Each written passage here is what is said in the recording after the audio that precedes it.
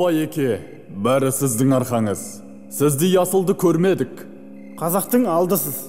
Сіздің алдыңызда сіздей мәртебелі адам болмаған. Сізден кейінде болмайды. Сіздің ақылыңыз ақылақ, қалғандары шоқырақ. Сіз елдің тірегісіз, қазақтың жүрегісіз. Күн деген не тәйірі, күннен биексіз. Басқан табаныңыз бақыттың ошағы. Қазақта сізден асқан бай жоқ. Сіздің сөзіңіз сөз, ай қалғандарын қош қалғандарын. Жер иесі өзіңіз, мал иесі өзіңіз, билікте өзіңіз, заңда өзіңіз, законда өзіңіз. Сіз бай, сіз Құдай, жаратқан иемнің алақандағы адамсыз.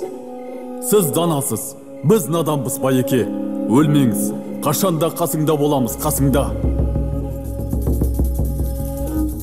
О ағайын, о Байеке, малды аман сақтай алмадық. Тігерге тұяқ қалмады.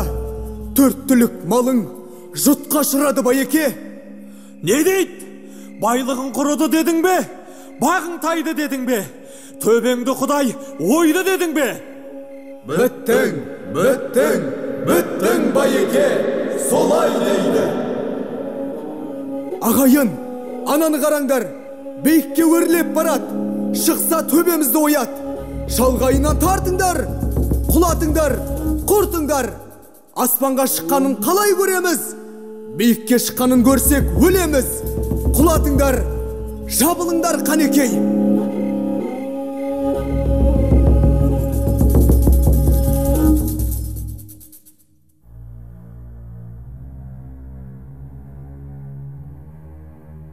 Қалың елім, қазағым, қайран жұртым. Ұстарасыз аузыңа түсті мұртың. Жақсы менен жаманды айырмадың. Бірі қан, бірі май боп, енде күрдің. Бет бергенде шырайың сондай жақса, қайдан ғана бұзылды сартша сыртың. Ұқпайсың өз сөзіңнен басқа сөзді, аузыменен ұрақ ұрған өңкей қыртың. Өзімдікі дей алмай өз малыңда, күндіз күлкің бұзылды, түнде ұйқың. Көрсе қызар келеді байлау жоқ, бір күн тұртың етеді, бір күн бұртың. Бас-басына бей болған өңкей қиқым, мінекей, бұзған жоқ па елдің сайқын. Абай мұрасы мәңгілік өміршеңдігімен құнды. Абай біздің ұлттық ұранымыз болу керек. Құнанбай Абайдың әуелден ақ әкенің баласы болмай, адамның баласы болуын армандағаны белгілі.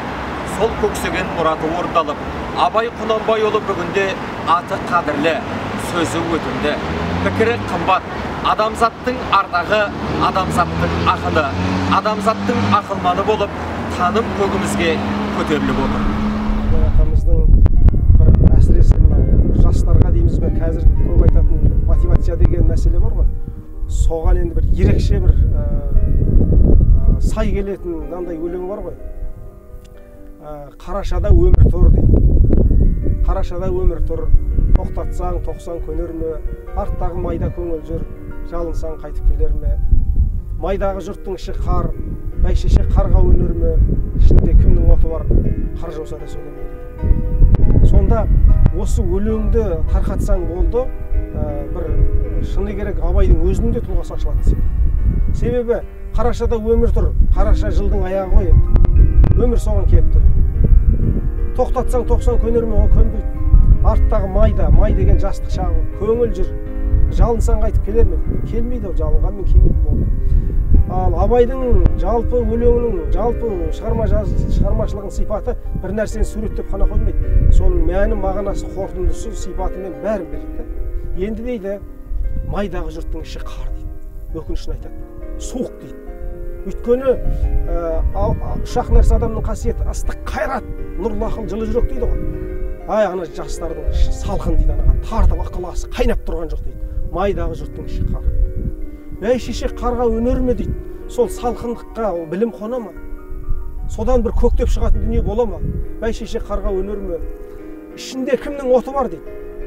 Қар жауса да сөнер ме? Қараша келе ме? Желтоқсан келе ме? Тіпті ол сол сөнбеген қалпы дүниеден өтіп кетуі мүмкін 90-ға келіп 100-ге. О ішінде оты бар да. Сол ішінде оты бар 80-дегі адамменен ішінде оты жоқ, жаңағы іші суық, салқын тартып қалған 25-дегі жігіт жетпейді 80-дегі жаңағы қарияның кеудесінде оты бар қарияның қуатына жетпейді да ол. Сонда анау Мұхтар Әуезовтің өзі соңында, романның соңында айтады ғой. Дүниеден өте тұра өлмейтін жан болады. Ол сенсің деп Абайға айтады. Сол секілді осы өлеңнің өзінде ішінде кімнің оты бар? Қар жауса да сөнер ме? Қар енді желтоқсанның өмірдің аяғында келді ғой енді. Қар ажалы ғой енді. Сонда да сөнбейді дейді. Сондай сөнбейтін от болады дейді. Сондықтан осы мынау датаны тойлаумен қатар осындай бізге шынайы өзіміздің, және бұл бір жалған мотивация емес, бүгін жанып ертең сөніп қалатын, өлсең де сөнбейтін мотивация. Осы Абайдың өлеңінде тұр. Абай сөзі біздің ұлт болып бірлесуімізге, ел болып дамуымызға жол ашатын қастерлі құндылық.